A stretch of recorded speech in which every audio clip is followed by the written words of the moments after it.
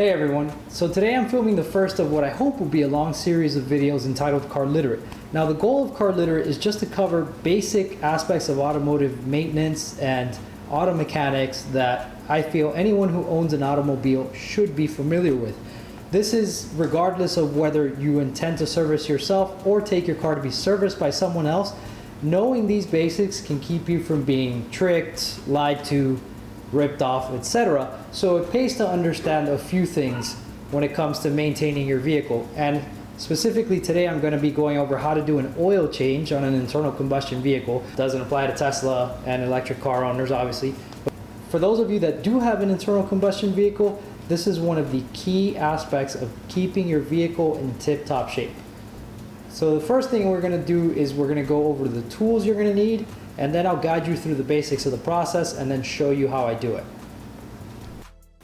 These are the basics you're going to need in order to perform an oil change. On the lower right hand corner we have the red box, which is a basic socket set.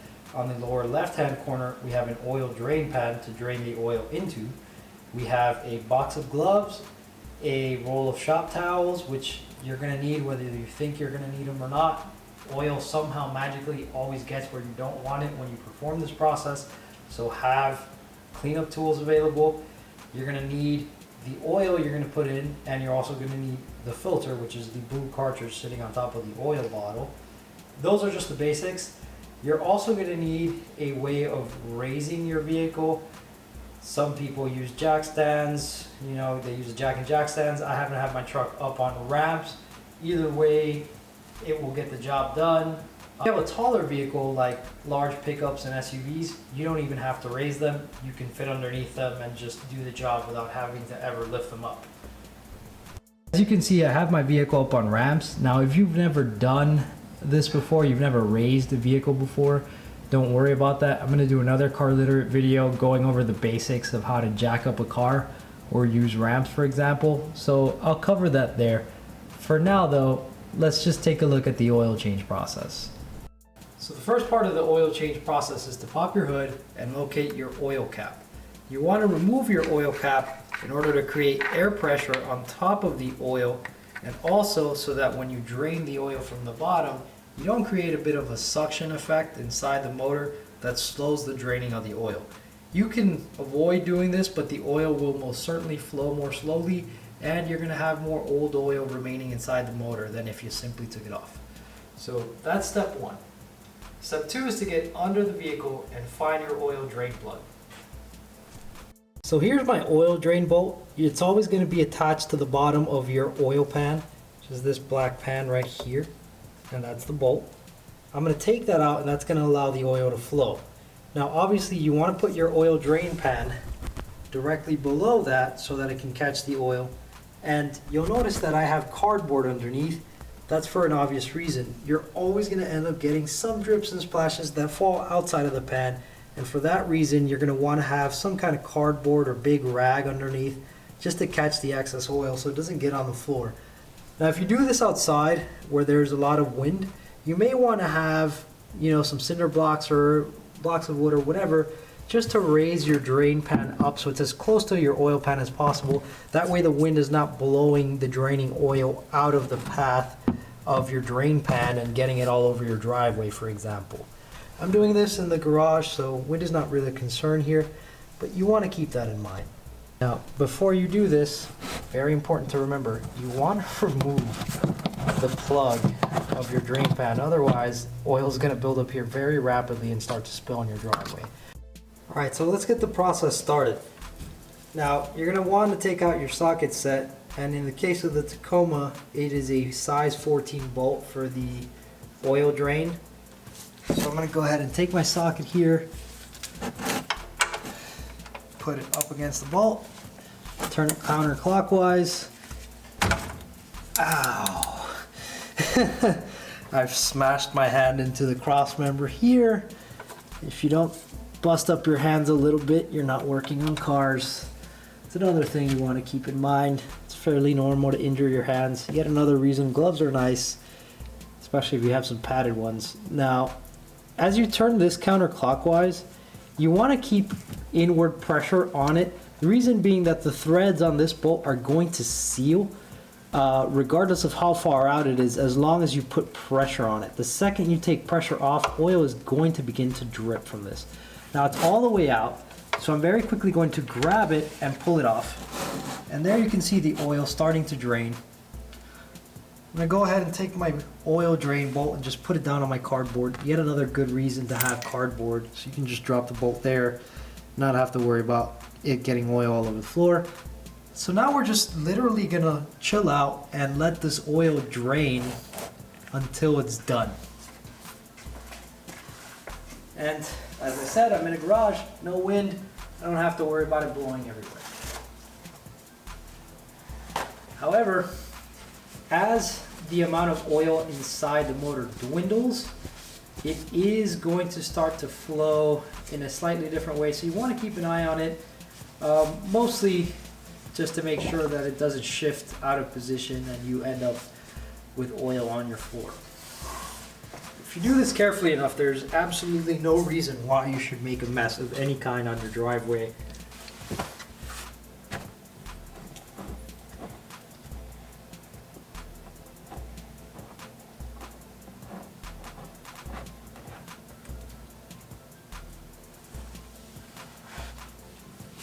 Alright, so I've kind of opened the spigot on the opposite end of this pan just to help the oil drain down into it a little faster.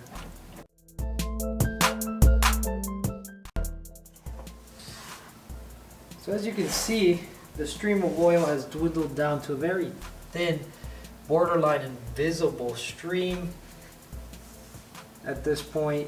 I like to let it drip as long as I can, but if you're in a hurry, it doesn't hurt to just cap the oil pan at this point. You may want to take your oil drain bolt and just wipe it down with a shop rag. You end up with a nice clean oil drain bolt and get any dirt off of it. Nice thing about oil drain bolts is they're always in the path of oil, so no matter how many times I take this thing off, it always looks brand new. Looks like that stream is pretty much died down. So now I'm going to go ahead and put back my oil drain bolt.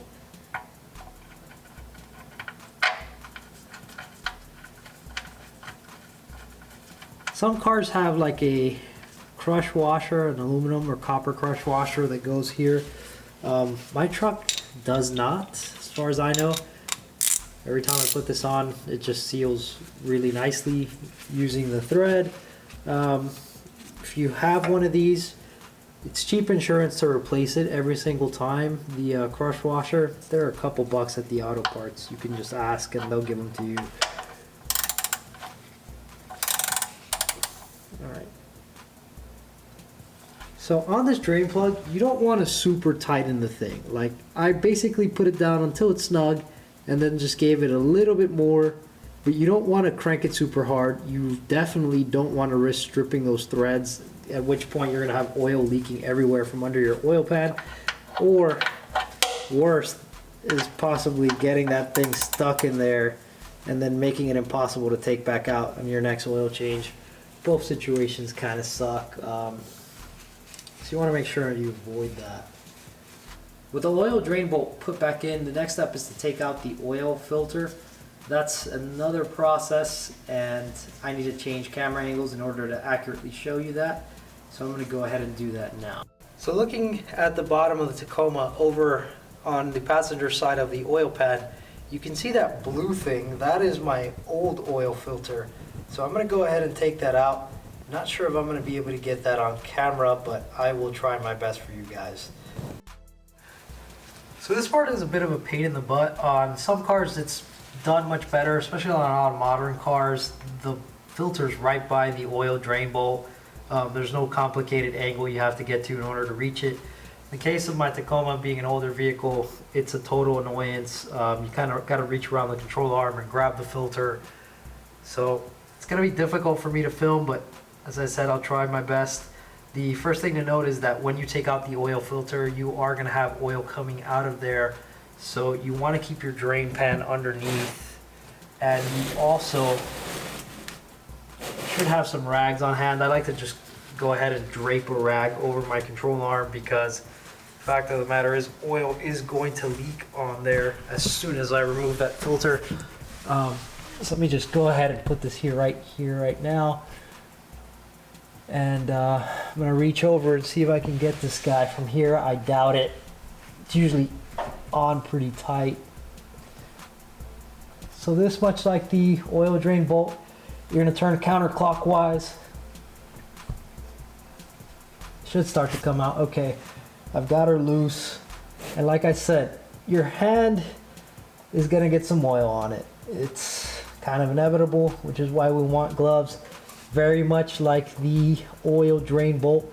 If you keep upward pressure on it, that should keep oil from coming out until the thread is fully disengaged, and there it goes. And there's the filter. And that's why you always want to have a pen and cardboard. Alright, so that's out. Let's let that drain and do its thing. Change this glove out because it's completely bathed in motor oil. While you allow some oil to finish dripping out from the filter area, you want to go ahead and get your next filter ready. Bear in mind, neither Castrol nor STP are paying me anything for this video. I've happened to have used Castrol motor oil for as long as I've been working on cars, so I just tend to stick with it. Filters, there are more expensive and cheaper filters, and honestly, I've never seen a difference. Some people might argue one way or another. I've noticed that these STP filters are actually the same outer casing as the much more expensive Bosch filters. Maybe the internals of the Bosch are better. Maybe they're made out of the same factory in China and are just simply rebranded, and I'm paying for a name if I buy the Bosch. Who knows? This is the same exact casing that's on the factory Toyota one too, so who knows where that one comes from. So I go ahead and use this one. It's cheap enough. Honestly, I change oil frequently enough that even if it weren't the most amazing filter in the world, it would probably be fine. So while we wait on that, like I said, we want to prep this filter, and you'll notice that the filter has this little rubber gasket. You want to lubricate that rubber gasket with some of the brand new motor oil, and that just helps it to seal. So let's open this stuff up. Never opened motor oil before. You usually have this little seal up top. You want to pop that. Now, yet another reason it's important to wear gloves for this. You want to dip your finger in this, and you don't really want the stuff touching your skin. It has all sorts of lovely warnings on it about it being cancerous, etc., etc. Alright, so I've got a little oil on my finger. Just want to take and lubricate this gasket, as I said, with that oil. Another thing I like to do, I like to lubricate the threads. Just makes it easier to take the filter off next time around. Here's the oil filter area. I'm going to go ahead and wipe down that control arm from the excess oil that may have dripped down. It's quite a bit.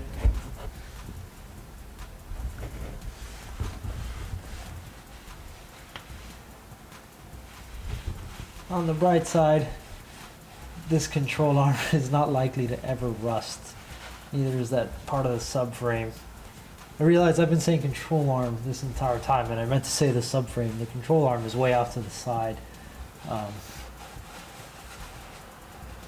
Yeah, this subframe, or at least this section of it, not liable to ever rust out on this truck, because I mean, it only gets bathed in motor oil for its entire life. I'm gonna go up with a clean side of the rag and wipe the area of the oil filter mount. Not sure if you'll be able to see that on the camera, but that's what I'm reaching up to right now, is that oil filter mount. I'm just wiping it down, getting all the old oil and any dirt and crud off of it. And again, last minute wipe of the cross member here. So then I grab my brand new oil filter. I'm gonna go ahead and thread it up there. One thing to keep in mind when you thread this is it's not right? You don't want to be the Hulk here, right? Your goal is just to get it on. Thread it all the way until it's snug, and then give it a little bit of a tightening. You don't want to squeeze the heck out of this thing, because come next oil change, you might be able to get it off. There it goes. Leave engaged. So like I said, it's already tapped the top, right? It's already snugged. I'm just gonna crank on it a little bit, just to mildly squeeze that gasket, right? Just to compress it a little bit, that rubber gasket, and that's it. That's on there. It's not gonna leak. Please don't tighten it more than that. You're gonna need a strap wrench or have to poke a hole in it with a screwdriver and turn the screwdriver. Just like that is completely fine. Now at this point, the only thing left to do is to pour the new oil into your motor. You're gonna wanna know your motor's oil capacity. In my case, I know that my vehicle takes 5.5 quarts, but if you don't know your capacity, you can simply go to Google, type it in, and you'll get that information. For example, I can write 1996 Toyota Tacoma 2.4 liter oil capacity, and it'll tell me that I need 5.5 quarts. So I'm gonna go ahead and pour in a 5-quart bottle, followed by half of a 1-quart bottle, because oil does not come in half quarts. And I heavily recommend that you use a funnel, otherwise you are very likely to make a mess. You may very well make a mess, even with a funnel. And do pour this slowly. You don't want to clog the neck of the funnel, lest you risk oil backing up inside of it and spilling out.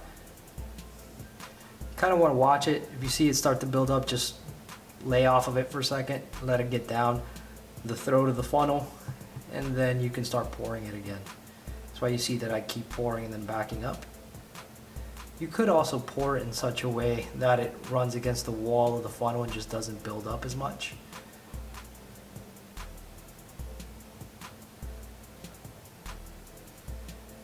Another thing you may want to do is to then put the car on level ground, turn the motor on, run it for about a minute, turn it off.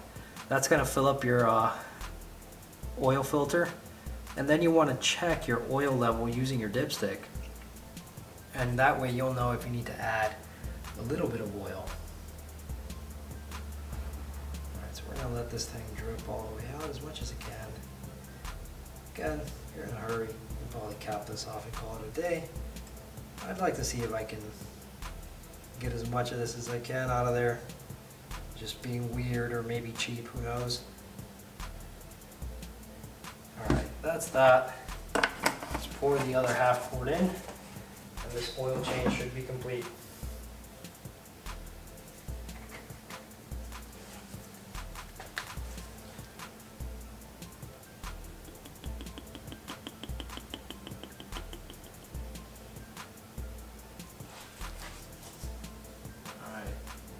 Kind of want to put this up against the light bottle and see how much you've poured out level wise. I think I need to pour out a little more.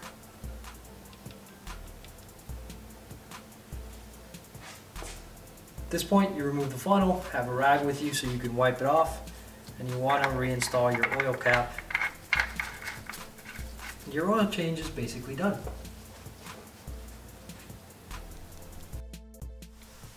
Now that the oil change is complete, I'm going to go ahead and turn my vehicle on.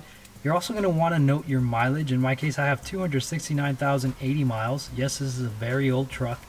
You're going to want to go ahead and change that within 3,000 to 5,000 miles, depending on the oil and the indications for your vehicle. Me personally, I'd rather just do it every 3,000. And honestly, if you could change your oil, that's just to give you an exaggerated example.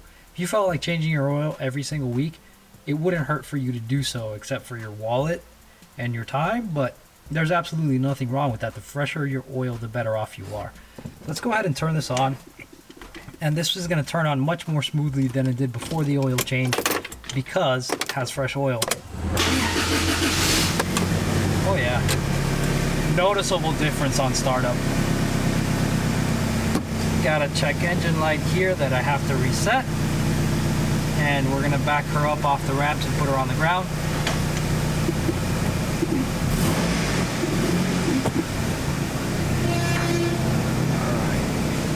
back on level ground. We're gonna let it run for a sec, and then we're gonna go ahead and we're gonna check the oil level at the dipstick. Now that I've allowed the filter to fill up, I'm gonna go ahead and pull my dipstick.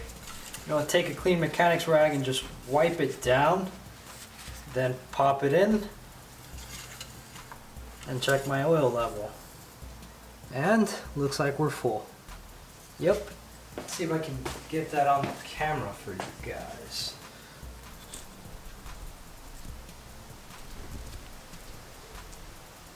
See that? It's right up to the line of the F, so I have the perfect amount of oil in here.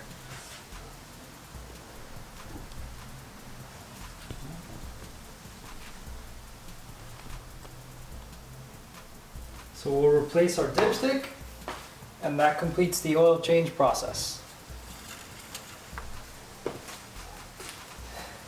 That's everything you need to know about performing an oil change. If you can do that, you can change the oil on pretty much any car imaginable. Some have a slightly different type of cartridge oil filter, but that's not really that much more complex. And as I said, a lot of modern vehicles have oil filters located in much more convenient locations. For example, the Scion FRS has like a filter up here somewhere with like a little bowl under it, and it faces down. So you literally remove it and whatever oil drips can go down that bowl. It's very, very simple.